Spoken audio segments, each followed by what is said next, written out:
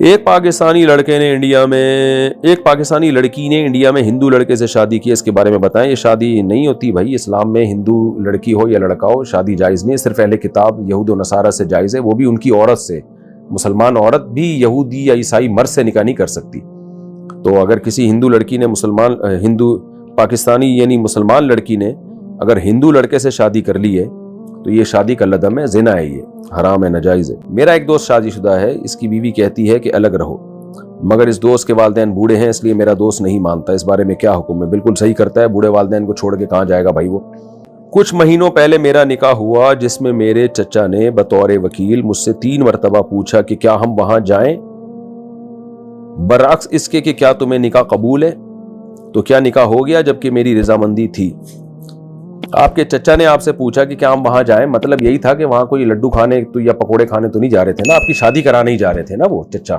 آپ کو پتا تھا چچا میری شادی کرانے جا رہے ہیں، تو آپ نے کہا ہاں، تو مطلب یہی تھا کہ میں راضی ہوں اس نکاح پہ، تو اس لیے نکاح ہو گیا ہے۔ آپ کیا لڑکی والے جہیز دینے کے لیے لڑکے والوں سے پیسے لے سکتے ہیں اگر لڑکی والے غریب ہوں؟ جی بالکل لے سکتے ہیں، لینا چاہیے، کہ تمہاری ذمہ داری ہے لڑکی کی ضرورتوں کو پوری کرنا، تو تم دو پیسے، اس سے ہم اپنی بیٹی کے لیے گھریلو سامان بنوائیں گے۔ اور کے پی کے میں بہت سے گاؤں دیہاتوں میں ایسا ہوتا بھی ہے، تو یہ شریعت کے مزاج کے زیادہ قریب ہے یہ عمل ہے۔ کیا باپ اپنی شادی شدہ بیٹی پر ہاتھ اٹھا سکتا ہے جبکہ بیٹی نے ایسی کوئی بات نہیں کی ہے جس پر ہاتھ اٹھایا جائے یا مارا جائے؟ شریعت اس بارے میں کیا کہتی ہے؟ بھائی اگر بیٹی نے کوئی ایسا کام نہیں کیا ہے تو پھر باپ کا ہاتھ اٹھانا ناجائز ہے، برا ہے، ظلم میں آئے گا، اور خاص طور پہ جب بیٹی کی شادی ہو گئی، بڑی ہو گئی ہے وہ بیٹی، تو یہ تو اور زیادہ معیوب حرکت ہے۔ تو اب یہ ہے کہ بیٹی نے کیا کہا ہے، کیا بات کی ہے، یہ تو جب تک پوری سچویشن میرے سامنے نہیں آئے گی تو میں یقینی طور پہ کسی خاص صورتحال میں، کسی خاص واقعے میں کوئی کمنٹ نہیں کر سکتا۔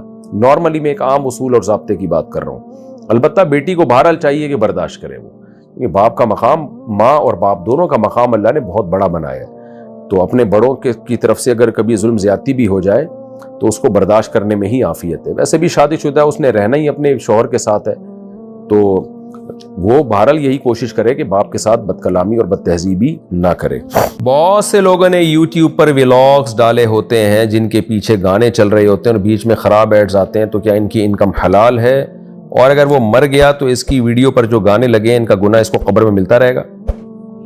ویڈیو پہ گانے ڈالنا تو جائز نہیں ہے، البتہ جو خراب ایڈز آ جاتے ہیں تو وہ تو اس کے اختیار میں نہیں ہے، وہ تو گوگل نے کمپنی کو دیا ہوا ہوتا ہے۔ یہ ایسے ہی ہے جیسے اپنی دکان آپ نے کسی کو رینٹ پہ دی بھی ہے، وہ جو رینٹ پہ جس نے لی بھی ہے وہ اس میں گانے چلا دے تو اس میں آپ کو گناہ نہیں ہوگا اگر آپ کی پرمیشن کے بغیر وہ چلا رہا ہے۔ تو گوگل کا بھی یہی حساب کتاب ہے، خراب ایڈ بھی آ جاتے ہیں بعض دفعہ اس میں، کیونکہ آپ کے اختیار میں نہیں ہے وہ۔ باقی خراب ایڈ آنے سے آپ کی ارننگ حرام ہوگی کہ نہیں ہوگی؟ تو ارننگ کے حرام ہونے کا تعلق خراب ایڈ سے نہیں ہے، بلکہ اس سے ہے کہ اس ایڈ میں پروموٹ کس چیز کو کیا جا رہا ہے، کیونکہ ایڈ کا بنیادی مقصد ہوتا ہے کسی کمپنی کی پروڈکٹ کو پروموٹ کرنا، تو پروڈکٹ ہی اگر حرام ہے تو اس کا ایڈ سے آمدن بھی حرام ہے۔ مثال کے طور پر شراب کا ایڈ آ رہا ہے لیکن وہ خراب ایڈ نہیں ہے، خراب سے میری مراد ہے بے حیائی نہیں ہے، اس میں کوئی داڑھی پگڑی میں کوئی صاحب ہیں جو شراب کی بوتل کو دکھا رہے ہیں دنیا کے سامنے، تو اس ایڈ کی آمدن حرام ہے۔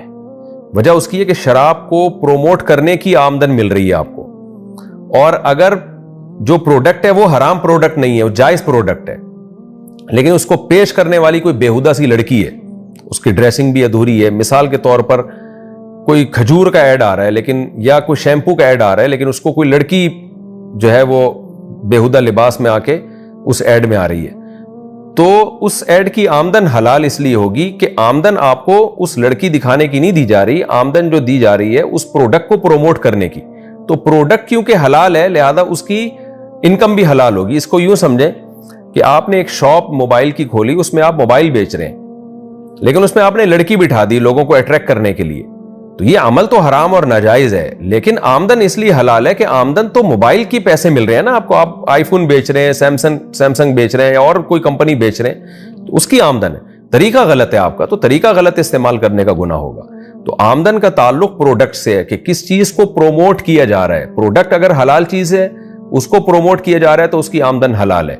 اگر پروڈکٹ ہی حرام ہے، کسی فلم کا ایڈ آ رہا ہے، کسی گانے کا ایڈ آ رہا ہے، یا کسی سودی بینک کا ایڈ آ رہا ہے, انشورنس کمپنی کا ایڈ آ رہا ہے, یا شراب کا ایڈ آ رہا ہے, تو چاہے وہ بے حیائی نہ بھی ہو اس میں, تو بھی اس ایڈ کی آمدن حرام ہے.